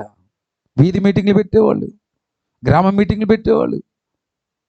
సన్హెద్రి సభని 70 మందితో కూడినటువంటి సభలు పెట్టేసి అందరి యొక్క ఆలోచనలు తీసుకొని యేసుని ఎలా చంపాలి, ఎప్పుడు చంపాలి, ఎక్కడ చంపాలి, ఏ విధంగా చంపాలని ఆలోచన చేస్తూ ఉండేవాళ్ళంట. ఈరోజు కూడా అలాంటి మనస్తత్వాలే లోకము దేవుని బిడ్డల విషయంలో చేస్తూ ఉందండి. ఉన్నది ఉన్నట్లుగా ప్రకటిస్తున్నారు కాబట్టే లోకానికి క్రైస్తవులు, దేవుని బిడ్డలు శత్రులుగా కనబడుతున్నారు. జీవితాన్ని మార్చుకో, బ్రతుకుని మార్చుకో, పద్ధతులను మార్చుకో, ప్రవర్తనను మార్చుకో, నీ ఆలోచన విధానాన్ని మార్చుకో అని చెప్తున్నందుకే చెప్పేవాడు వినేవాడికి శత్రువు అయిపోతున్నాడు. హల్లెలూయా. ఒక మనిషి కఠినంగా మారితే ఆ జీవితం ఏ విధంగా నష్టపోతుందో ఒకసారి మనం చూద్దాం. హల్లెలూయా. చూడండి, కఠినమైన మనసు ఉండు ద్వారాగా జరిగేది ఏంటో తెలుసా అండి? ఒకటి, మాట వినకపోవడం. ఏం చేయరండి? మాట వినరు. కఠినమైన మనస్తత్వం కలిగిన వారు మాట వినరు. ఎందుకంటే వాళ్ళ మాటే మనం వినాలి, వాళ్ళ మాటే నెరవేరాలంతే. ఇక్కడ అదే కనబడుతుంది. మోషే అహరోనులు చెప్పిన మాట ఫరో వినకపోయెను, వినలా. రెండవది ఇక్కడ చూస్తున్న 23వ వచనంలో కనబడుతుంది, జరిగిన దానిని మనసు పెట్టకపోయెను. ఈ కఠినమైన మనసు వలన వీళ్ళు ఏం చేస్తారు తెలుసా? జరిగిన నష్టాన్ని మనసును పెట్టరు. ఇది నా కఠినత్వాన్ని బట్టే, కఠినమైనటువంటి ఈ మనస్తత్వాన్ని బట్టే ఈ నష్టము జరిగింది, ఈ కష్టము వచ్చింది, ఈ వ్యాధి వచ్చింది, ఈ బలహీనత వచ్చింది, ఇదిగో నేను ఇలాగా పొందుకున్నవి కోల్పోవడానికి కారణం ఇదే అని వాళ్ళు ఏం చేయాలంటే మనసును పెట్టరు, మనసును పెట్టరు, అలాగే వదిలేస్తూ ఉంటారు. జాగ్రత్తగా వినండి. ఇతడు మనసును పెట్టకపోవడం వల్ల, వినకపోవడం వలన, కఠినంగా జీవించడం వలన చూడండి ఇక్కడ నీళ్లు రక్తంగా మారిపోయాయి. అప్పటికన్నా బుద్ధి వస్తే బాగుండేది, బుద్ధి రాకపోవడం వల్ల జరిగిందని తెలుసా? చూడండి, ఇదే నిర్గమాకాండము 13వ అధ్యాయము 15వ వచనం చూడండి. ఫరో మనలను పోనీయకుండా తన మనస్సును కఠినపరచుకొనెను కాబట్టి యెహోవా మనుషుల, చూడండి జాగ్రత్తగా చదువుతాల్లా, యెహోవా మనుషులేంది? యెహోవా మనుషుల కలిపేమాక ఘోరాలు జరిగిపోతాయి అక్కడ. యెహోవా మనుషులు అంటే ఇంకేమనుందా? ఒక్కరు మారు మనసు పొందరు ఇక్కడ. యెహోవా అది నువ్వు చదివింది ఎలాగ ఉందంటే దేవుడి బిడ్డల మగ సంతానం అంతా పోయినట్టు. ఇప్పుడు ఫరో కఠినంగా ఉండటం వల్ల యెహోవా మనుషుల యొక్క మగ సంతానం. అది మళ్ళీ కంటిన్యూ చేస్తుంది. నువ్వు చదివిన తప్ప అని నేను చెప్తుంటే మళ్ళీ దాన్ని కంటిన్యూ చేస్తుంది. ఇప్పుడు చూడండి, యెహోవా ఫరో యొక్క మనసు ఏమైపోయింది? కఠిన పరచు కొనగా ఇప్పుడు యెహోవా ఏం చేశాడు? తొలి సంతానం ఎవరి మనుషులు? ఫరో యొక్క మనుషులు, వారి యొక్క ప్రజలు, ఐగుప్తు యొక్క మనుషులు. తొలి సంతానమేమి? జంతువుల తొలి సంతానమేమి? ఐగుప్తు దేశములో తొలి సంతానమంతయు సంహరించెను. చూడండి, మొత్తం తొలి సంతానమంతా, మగ సంతానం అంతా ఏమైపోయిందంట? సంహరించబడింది. అప్పుడే నీళ్లు రక్తంగా మారినప్పుడే మారి మనసు వస్తే, ఆ కఠినమైన మనసు మారితే ఏమండి ఇక్కడ ఈ నష్టం జరిగేదే కాదు. కొంతమంది స్టార్టింగ్లోనే ఏమండి నీరు రక్తంగా మారినట్లుగా కఠినమైన మనసుని బట్టి ఒక తొలి రోజుల్లోనే చిన్న దెబ్బ ఒకటి తగులుద్ది, చిన్న స్ట్రోక్ ఒకటి వస్తుంది, చిన్న నొప్పి ఒకటి కలగజేస్తాడు. ఇప్పుడు మనం ఎప్పుడైనా గుర్తుపెట్టుకోండి, రోడ్ల మీద ప్రయాణం చేస్తూ ఉంటాం కదా.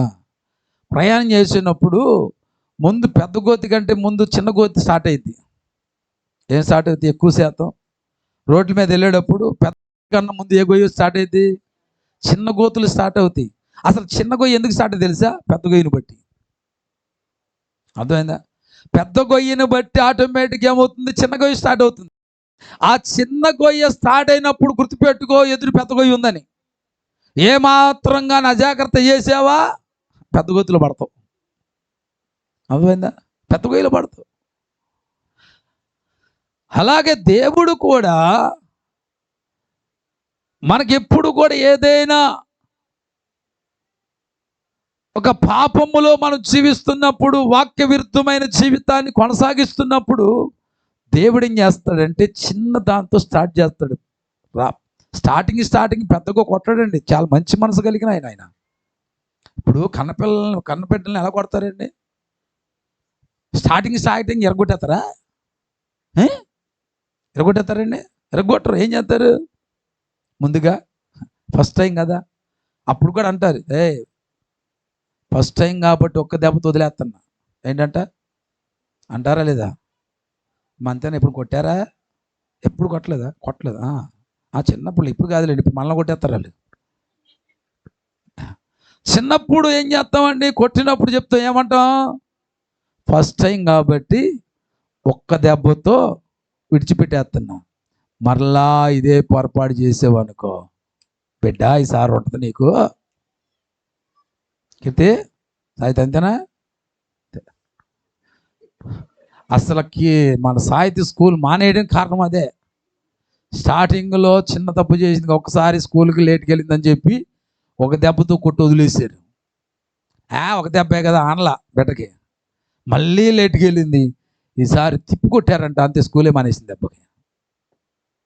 హల్లెలూయా. అసలు నిజంగా ఈ విషయంలోంచి ఒక ఆలోచన వస్తుంది.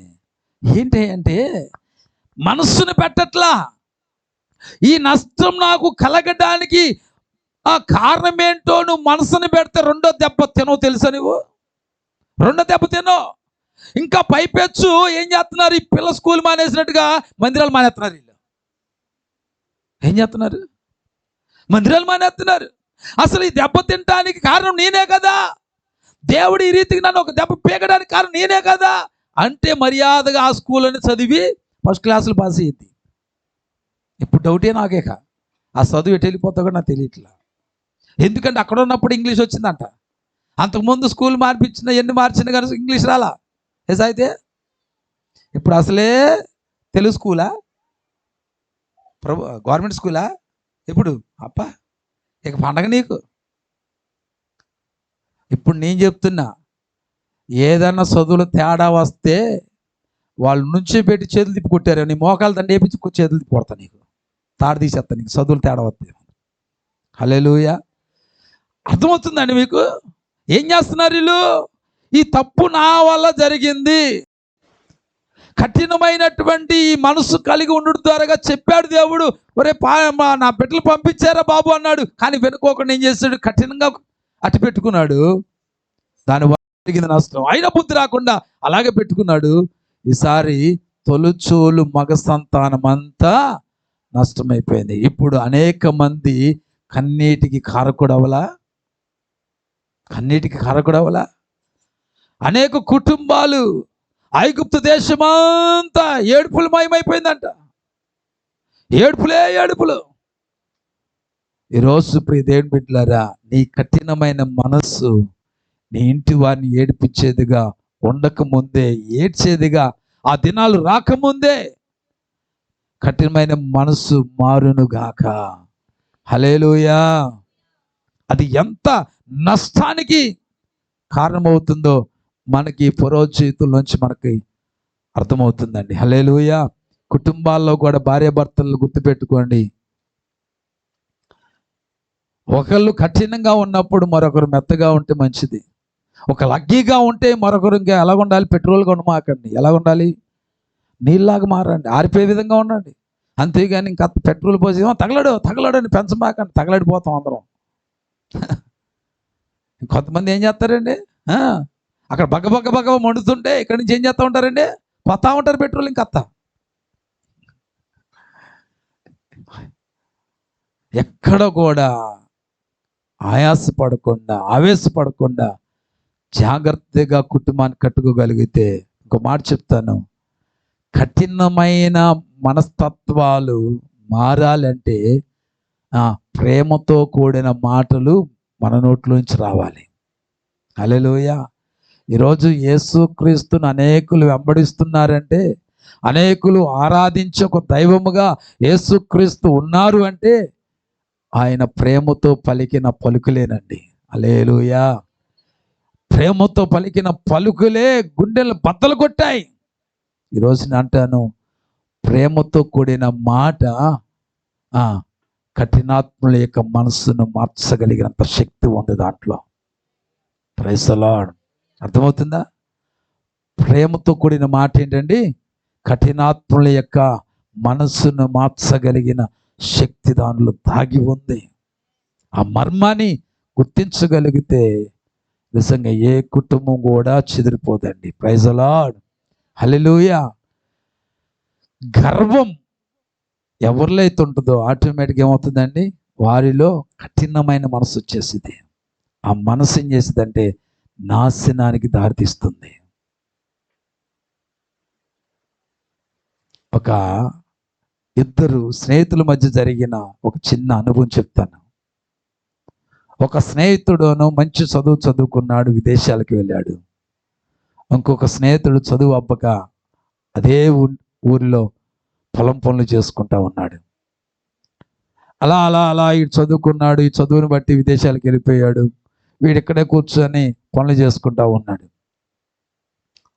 ఎప్పుడైతే మనోడు చదువుకొని ఉద్యోగం చేయడం మొదలు పెట్టాడు, మనోడికి ఆటోమేటిక్ గర్వం స్టార్ట్ అయిపోయింది.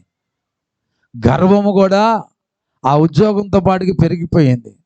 అలాగ ఉంటున్న టైంలో అనుకోని విధంగా మళ్ళీ అదే గ్రామానికి రావడం జరిగింది. వచ్చినప్పుడు తన పాత స్నేహితుడిని కలుసుకోవాలనుకున్నాడు.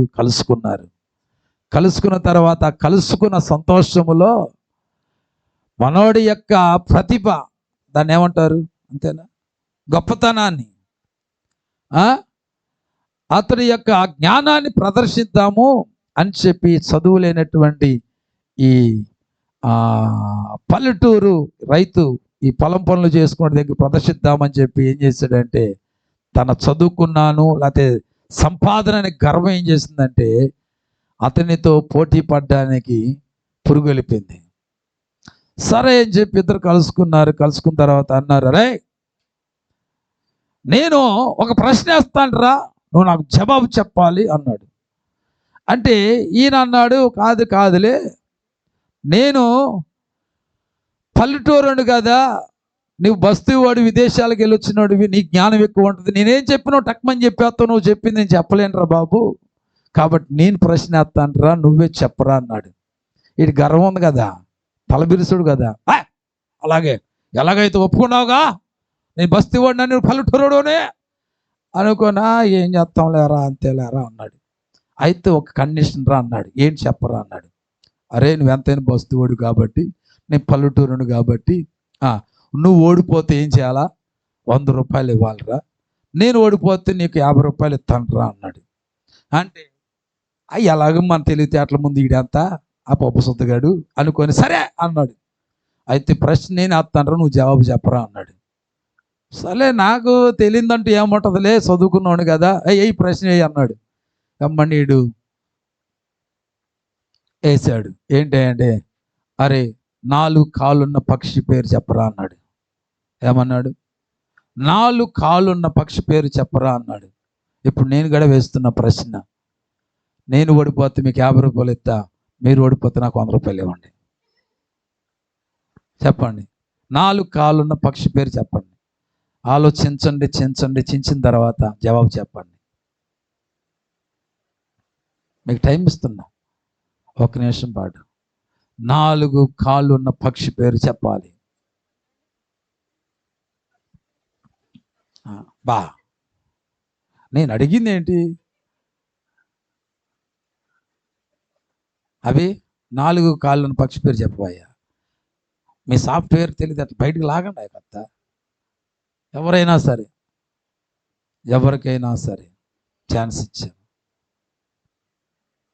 చెప్పరే. అందులో నాకన్నా మీరు అందరూ చదువుకున్న వాళ్ళు ఇక్కడ. చెప్పండి చితక్క, ఆ సైన్స్ బయట లాగు లేదా? ఓడిపోయారా? ఓడిపోక ఏం చెప్తారు మీరు? 4 కాళ్ళ పక్షి ఎక్కడ ఉంది? వాడు బుర్రలో చించుకొని వాడు ఏం చెప్పాడంటే, నాకు తెలియదురా పక్షి పేరు అన్నాడు. అయితే ఓడిపోయావు కాబట్టి ఏం చేయాలి ఇప్పుడు నువ్వు? 100 ఇరా అన్నాడు.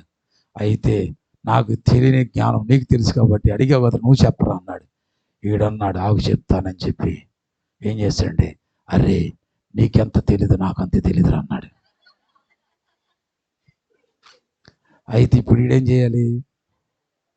ఏం చేయాలి? ఇప్పుడు ఎవరికి లాభం వచ్చింది, ఎవరికి నష్టం వచ్చింది? ఈ తెలివితేటలు కలిగిన వాడికి ఏమైపోయింది? ఇప్పుడు 50 రూపాయలకి పకరబడింది. అర్థమైందా? ఈ రాజుగారు అనుకున్నారు, నన్ను ఎదిరించేవాడు ఎవడున్నాడు? నేను కూర్చోమంటే కూర్చుంటారు, నుంచోమంటే నుంచుంటారు, పడుకోమంటే పడుకుంటారు, పని చేయమంటే చేస్తారు, సాగిలి పడమంటే సాగిలి పడతారు. నా మాటకు ఎదురు లేదు. అందులో నా దగ్గర ఎవరున్నారు? శకుని గాండ్రులు, మామూలు ఏంటి వాళ్ళు? ఏదైనా చేసేస్తారు. ఈరోజు అంటా నేను, లోకస్తుల్లాగా దేవుడి బిడ్డలకు కఠినంతో కూడిన మనసు ఉండకూడదు, కానీ పట్టు విడుపులు ఉండాలి.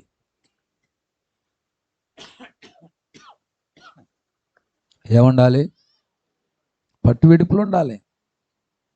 ఫరోలాగా పట్టు మాత్రమే కాదు ఉండాల్సింది, అప్పుడప్పుడు విడుపు కూడా ఉండాలి, పట్టు విడుపులు ఉండాలి. కఠినమైన మనసు మాట విన్నవదు, అలాగే జరిగిన నష్టాన్ని మనసున పెట్టనివ్వదు. జాగ్రత్త అమ్మా, జాగ్రత్త. దయచేసి జీవితాల్లో మార్పు కలుగునుగాక. ఇప్పటికైనా గుర్తిద్దాం. ఒక సహోదరి ప్రార్థన చేస్తా ఉంది, అయ్యా అయ్యగారు ఎన్ని మార్లు చెప్పినా వినుకోకుండా, అయ్యా మాకు ఇష్టం వచ్చినట్లుగా జీవించాము, ఇప్పుడు నష్టపోయాము, నష్టమైపోయిన తర్వాత నీ సన్నిధి యొక్క విలువ ఇప్పుడు తెలిసి వచ్చింది. ఇక మీదట ఎన్నడూ కూడా శుక్రవారాలు కానీ ఆదివారాలు కానీ మానకుండా, ఈ 2 కాదయ్యా, ఎక్కడెక్కడ కోటాలు జరిగిన అక్కడ కూడా వచ్చినట్లుగా మా ఇంటి ఆయన మనసు మార్చయ్యని ప్రార్థన చేస్తుంది. ఇప్పుడు లేటెస్ట్ ప్రార్థన. ఇప్పుడు హల్లెలూయా. నీకు లేటెస్ట్ రాకముందు ఈ టెస్ట్లోనే ముందే చెప్పాను నేను, స్టార్టింగ్ టెస్ట్లోనే చెప్పాను, లేటెస్ట్ రాకుండా. లేటెస్ట్గా మరొకటి రాకముందే మొదటి టెస్ట్లోనే చెప్పా, వద్దు అది నీకు కరెక్ట్ కాదు అని. వినుకోకుండా జీవించి ఏమైపోయారంటే నష్టం అయిపోయి, అప్పుడు ఆంబట్టని దేవుడు స్తోత్రం చెప్పాలా తెలుసా? ఎందుకంటే ప్రభు అప్పటికైనా జ్ఞానోదయం కలిగింది కాబట్టి, జ్ఞానోదయం కలిగి మారు మనసు వచ్చింది కాబట్టి. రాకపోతే ఇదిగో ఈ ఫరోలాగా అనేక మంది కుటుంబాలకు నష్టానికి కారుకుడైపోయేవాడు. హల్లెలూయా, హల్లెలూయా. అందుకనే దేవుడి బిడ్డలకి ఏముండాలి? పట్టు విడుపు ఉండాలి. అర్థమవుతుందా? అందుకని కఠినంగా మారమాకండి, కఠినంగా జీవించమాకండి, కఠినమైన మనసుతో ఆలోచన చేయమాకండి. కాస్త మనసుకి మనసు పెట్టి ఆలోచన చేయండి. మనసుకి ఏముండాలా చెప్పండి? మనసుని మనసు పెట్టి ఆలోచన చేయండి. అప్పుడు చక్కగా పనిచేస్తుంది. దీంట్లోకి కఠినాన్ని పంపిస్తారు, దీంట్లోకి మూర్ఖత్వాన్ని పంపిస్తారు, దీంట్లోకి గర్వాన్ని పంపిస్తారు, దీంట్లోకి రకరకాల చెత్తంతా పంపించి ఇది ఎవరి మాట వినకుండా చేసేస్తారు. ఇంకోటంట, ఈ మనసు మారాలంటే లోక సంబంధమైన వాడితో నింపితే మారదు, దేవుడి వాక్యంతో నింపుకుంటే నీ మనసులు మారతాయే. హల్లెలూయా, హల్లెలూయా. కఠినాత్ముల యొక్క మనసులు మారపోవడానికి కారణం ఏంటి తెలుసా? ఐగుప్తు యొక్క అన్యాచారాలతో నింపుకున్నాడు ఫరో. ఆ శకున గాండ్రులు మంత్రించే మంత్రాలతో నింపుకుంది ఆ యొక్క ఫరో యొక్క హృదయం. అందుకని కఠినమైపోయింది.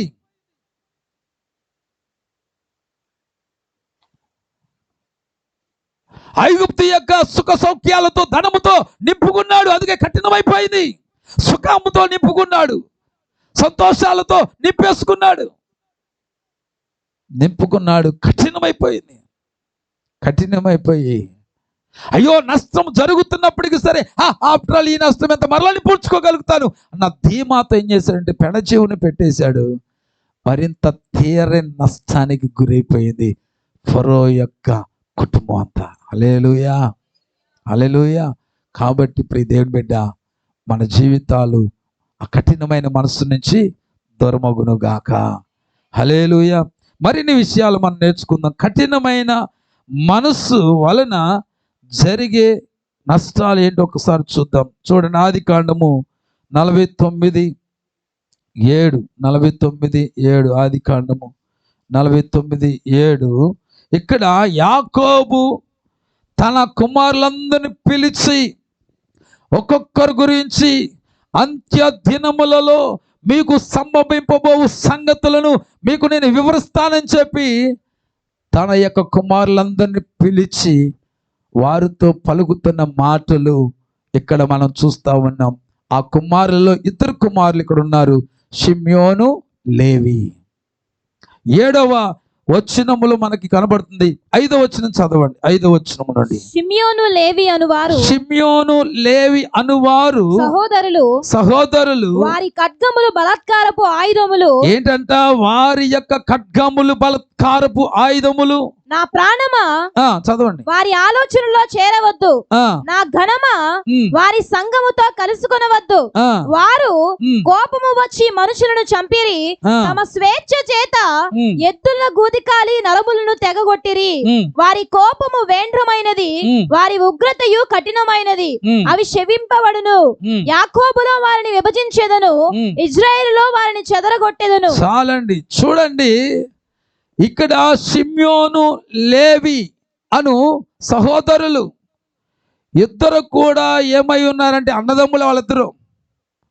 వీళ్ళ యొక్క కోపము లేకపోతే వీళ్ళ యొక్క కఠినమైన మనస్సు ఎంత భయంకరమైనదంటే తండ్రికి కూడా, అంటే దీనాను కనినటువంటి తండ్రి యాకోబు, తండ్రికి కూడా అంత కోపము రాలా, కానీ తండ్రి కడుపును పుట్టిన షిమ్యోనుకు, లేవికి మాత్రం ఏమొచ్చిందంటే బహు కోపం వచ్చేసింది. వాళ్ళకి వచ్చిన కోపాన్ని బట్టి దీనా యొక్క జీవితంలో చేసినటువంటి ఆ పాపాన్ని బట్టి వాళ్ళు ఏం చేశారనేది 34వ అధ్యాయం ఆదికాండంలో మనకు కనబడుద్ది. మళ్ళీ దాని జోలికి వద్దులేండి. వాళ్ళ గురించి యాకోబు చెప్తున్నాడు కదా, ఏమంటున్నాడంటే వారి ఉగ్రతయు కఠినమైనది. అంటే వారి యొక్క ఆగ్రహం, కోపం వేరు, ఆగ్రహం వేరు. హల్లెలూయా. కోపమోనో 2 దెబ్బలు కొట్టి చేస్తుంది, ఆగ్రహం అని చంపేటట్లు చేస్తుంది. ఏం చేస్తుంది? కోపం ఏం చేస్తుంది? 2 దెబ్బలతో సరిపెట్టింది. కానీ ఆగ్రహం మాత్రం నీ రక్తపు కళ్ళ చూడపోతే నేను నిద్రపోను అన్నట్లు చెప్పుద్ది. ఏం చూడాలా? అది హల్లెలూయా, హల్లెలూయా.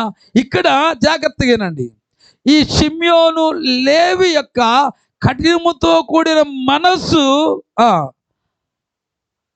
ఏ విధంగా వారి నడిపించిందో కనబడుతుంది చూడండి. ఒకటి, వారి ఖడ్గములు బలత్కారపు ఆయుధములు. రెండవదిగా అంటున్నాడు, వారి ఆలోచనలు ఎవరు కూడా చేరవద్దు. కఠినాత్మల యొక్క ఆలోచనలు ఎవడు కూడా చేరారనుకోండి, వాడిగా నష్టపోతాడు జీవితంలో. తర్వాత అంటున్నారు కదా, నా ఘనమా వారి సంఘముతో కలుసుకొనవద్దు. అర్థమవుతుందా? కఠినమైన మనస్సు కలిగిన వారితో చేరవద్దు, వారిని కలుసుకొనవద్దు. కారణం ఏంటంటే వారు కోపం వచ్చి మనుషులు ఏం చేస్తారు? చంపిరి. కఠినమైన మనసు కలిగిన వాడికి కోపం వస్తే, ఆగ్రహం వస్తే ఏం చేస్తారు తెలుసు? చంపిపడేస్తారు.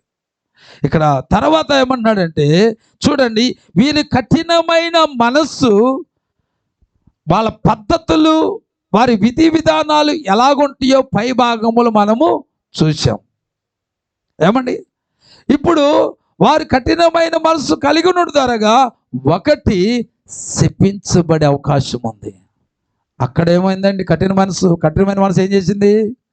ఒకటి, మాట విననీయకుండా చేసింది. రెండవది, నష్టాన్ని మనసును పెట్టనీయకుండా చేసింది. మూడవది, శపించబడ్డానికి కారణమవుతుంది. అది ఏమవుతుందండి? కఠినమైన మనసు ఏం చేస్తుంది? శపించబడ్డానికి కారణమవుతుంది. అప్పుడప్పుడు ఇంట్లో దబిడి సౌండ్లు వచ్చినప్పుడు ఎవరైతే దెబ్బలు తింటున్నారో వాళ్ళ దగ్గర నుంచి ఏమవుతుంది చెప్పండి? చెప్పండి, ఏడిపోతుందా? అబ్బా, నేను చెప్తా, మీ సమాధానం చెప్తా చూడండి. కొడుతున్నారు అనుకోండి, దబిడి ఈ దెబ్బలు తిన్న వాళ్ళు ఏమంటారు తెలుసా? నీ చేతులు, అది చూసారా? మీరు చెప్తా, నాకు తెలుసుగా. నీ నోరు, చెప్పండి. నీ కాళ్ళు. నేను ఎంత గట్టిగా అంటే అంత ప్రశాంతంగా చెప్తారేంది మీరు? ఏదో మాకు అసలు మాటలే రావండి, మా నోటి ద్వారా మీకు పలకలేదు అన్నట్టుగా. కొంతమంది అంటారు, నువ్వు చస్తే, చెప్పండి, అది వచ్చేసారా? ఇది మీ తప్పు కాదు, దేవుడి వాక్యమే చెప్తుంది. కఠినాత్ముల యొక్క జీవితంలో వారు ఎదుర్కొనేది అదే. శపించబడతారంట. ఏమవుతారంట? స్తోత్రం చెప్పండి. అర్థమవుతుందా? కఠినమైన మనసు ఎంత దారుణానికి గురి చేస్తుందో చూడండి. ఒకటి, మాట విన్నేమవుతాం, చెప్పావులే, చాలులే, కొంచెం ఇంకా చేస్తుంది. మనసు నష్టాన్ని ఏం చేయదు, మనసును పెట్టనివ్వదు. మూడవది ఏం చేస్తుందండి? శపించబడేట్లుగా చేస్తుంది. నాలుగవదిగా చూస్తే, యాకోబులో వారిని విభజించదను, విడిపోయేటట్లుగా చేస్తుంది. ఏం చేస్తుంది చెప్పండి అమ్మా? విడిపోయేటట్లుగా, చెదరిపోయేటట్లుగా చేస్తుంది, విడిపోయేటట్లుగా చేస్తుంది. ఎన్ని కుటుంబాలు విడిపోయినాయండి? తగ్గేదేలే. ఏంటంట చెప్పండి? అబ్బే, తగ్గం మేము. ఆయన సంపాదించేది, మీ సంపాదించట్లా? ట్రెండ్ మారిపోయింది. ఆ రోజులు పోయాయి. ఏ రోజులు చెప్పండి? ఏ రోజులు పోయాయి? శతరేకు ఏ రోజులు పోయాయి? ఆ రోజులు పోయాయి. నువ్వు చెప్పు చేతలో బతికే రోజులు పోయాయి. ఎప్పుడా? చెప్పు తీయడమే ఇప్పుడు రోజుల్లో. మాటకి మాటే. ఏమనుకున్నారు ఏంది?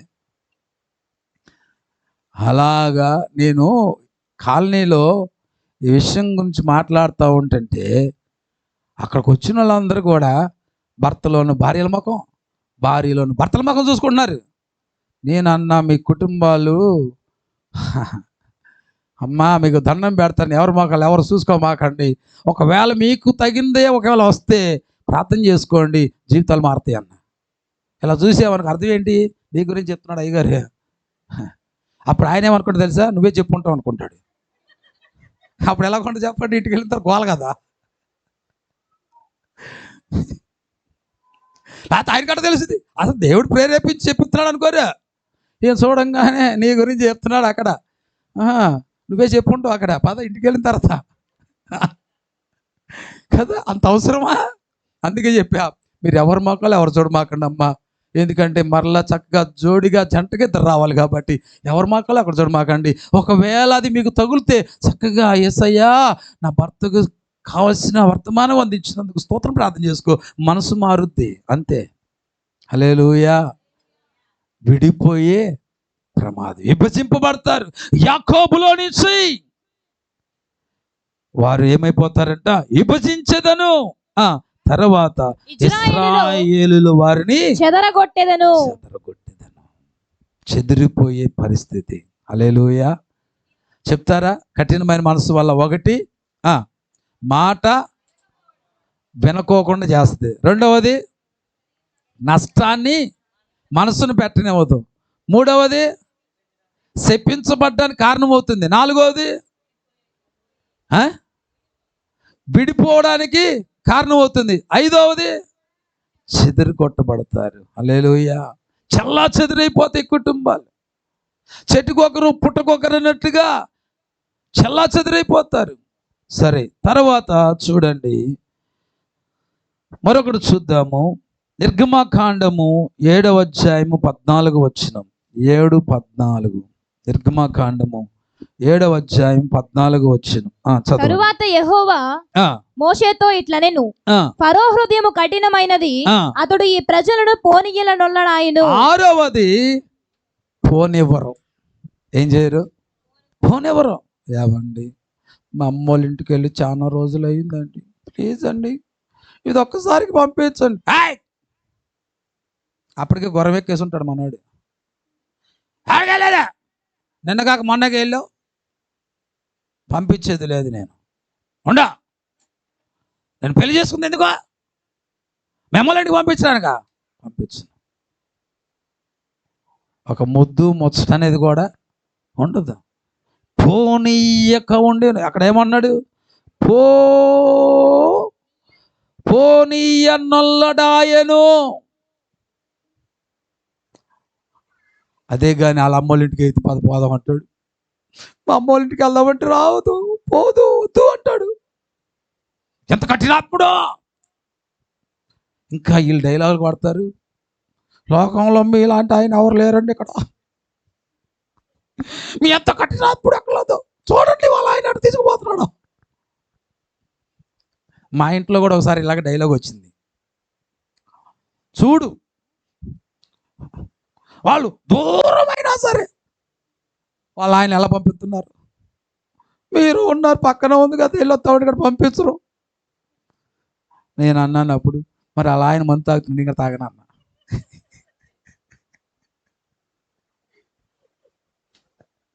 అంతే కదా.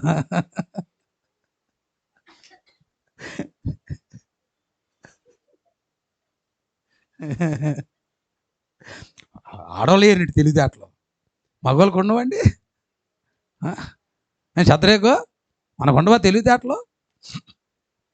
అంతే, ఇంకొకరితో పోల్చడం మానేశారు అంతే.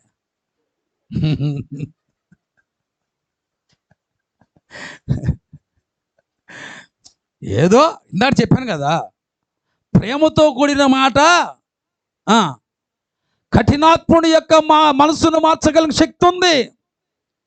ఇప్పుడు మా పాస్టర్ అడుగుతుంది, వాళ్ళమ్మ 3 మంగళవారాలు పెట్టుకుందాను, 3 మంగళవారాలు ప్రార్థనలు. నేనున్నాను అన్నా.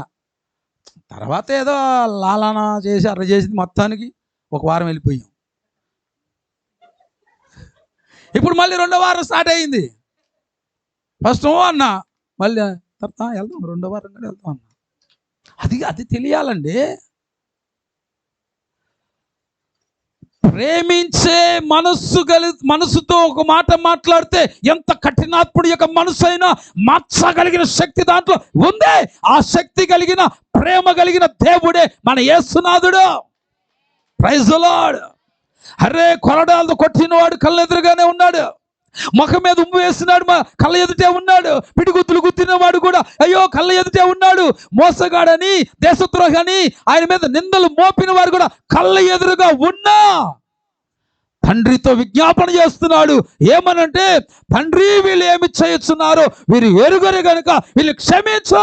ఆ ఒక్క మాట కోట్ల మంది ప్రజలను, వారి బ్రతుకులను, కఠినముతో కూడిన వారి మనసులను మార్చి దేవుడి బిడ్డలుగా చేసుకున్నాడు ఆయన. హల్లెలూయా, హల్లెలూయా. ఈరోజు ప్రియ దేవుని బిడ్డలారా, అదే ప్రేమతో ఈరోజు దేవుడు మాట్లాడుతున్నాడు. ఎప్పటికైనా సరే ఆ కఠినమైన మనసును ప్రక్కన పెట్టాయి, విన్నలేకుండా చేసే ఆ మనసును తొక్కాయి, నష్టమైపోయిన దాని మనసును పెట్టకుండా చేస్తున్నా ఆ మనసును తొక్కాయి, అనిసివే సమాధి చేయి. అలాగే నిన్ను చెదరగొట్టి నిన్ను నీ కుటుంబాన్ని విడిపోయేట్లు చేసి నేను శపింపజేసేటట్లుగా, అలాగే ఏది కూడా భార్య ప్రేమో భర్త ప్రేమో అర్థం చేసుకునేకోకుండా నడిచి ఆ జీవితం ఆ మనసును సమాధి చేసే. హల్లెలూయా. విననొల్లని వాడుగా ఉన్నాడంట ఫరో. అరే ఎంత జరుగుతున్నా నీకు బుద్ధి రాదేమేరా, నా ప్రజలు పంపించాయి అంటే వినట్లేదంట. పంపినో పోనీయని వాడి వలె ఉన్నాడంట అక్కడ. హల్లెలూయా. ఇప్పుడు ఎన్ని? 5, 6. 7వది కూడా ముచ్చటగా చూసి ముగించేసుకుందాం. 7వది చూడండి, ఇర్మియా గ్రంథం 16:12.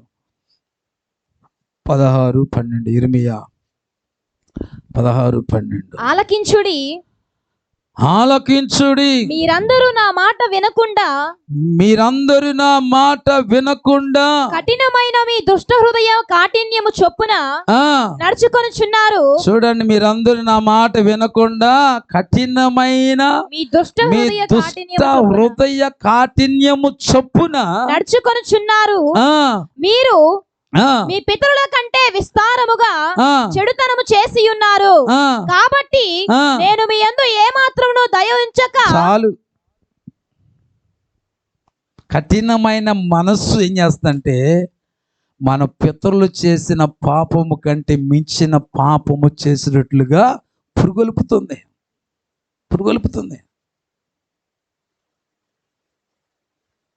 అంత మాత్రమే కాదు, ఆ చెడుతనాన్ని బట్టి, పితరుల కంటే అధికమైన ఆ చెడుతనాన్ని బట్టి దేవుని దయ కూడా దూరం అయిపోతుంది.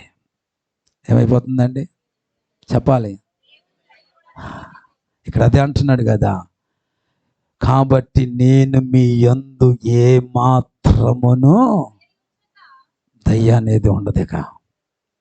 స్తోత్రం. నీ దయలే నీదే, నేనేమవుతునో తెలియదయ్యా.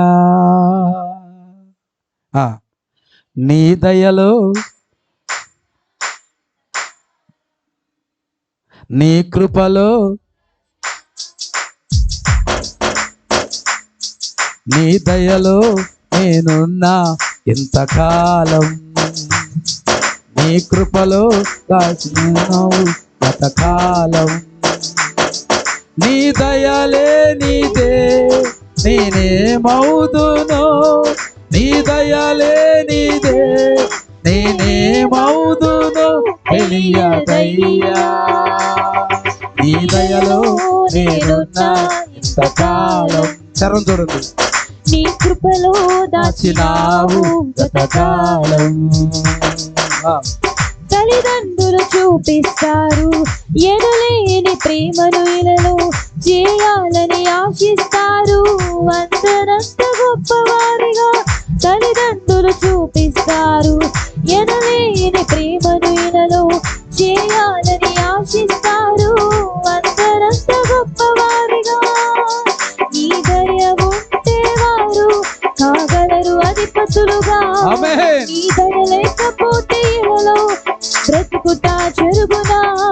నీ దయ ఉంటే వారు కాగలరు అధిపతులుగా. నీ దయ లేకపోతే ఇలలో నే బ్రతుకుట జరుగునా నీ సిలువ నీడలోనే నన్ను దాచి ఉంచావని నా శేష జీవితాన్ని నీతోనే గడపాలని నీ దయలో నేనున్నా ఇంతకాలం కాలం నీ కృపలో దాచినావు గతకాలం నీ దయలే నీదే నేనే మౌదును. ఒకసారి గుర్తుపెట్టుకో. హల్లెలూయా. నీ దయలో నేనున్నా చాలు చాలు చాలు చాలు. హల్లెలూయా. అవునా కాదా? దేవుని దయ చొప్పున ఇంతకాలం ఉన్నామండి మనం. కాదంటారా? చెప్పండి. మరొక కోవిడ్ ఎదురైంది. ఎందుకంటే పాత రోజులు గుర్తు చేద్దామని. ఆ దయ ఉంది కాబట్టి దాన్ని జయించాం. Praise the lord. అంత మాత్రమే కాదు, ఎన్నో ఆటుపోట్లు,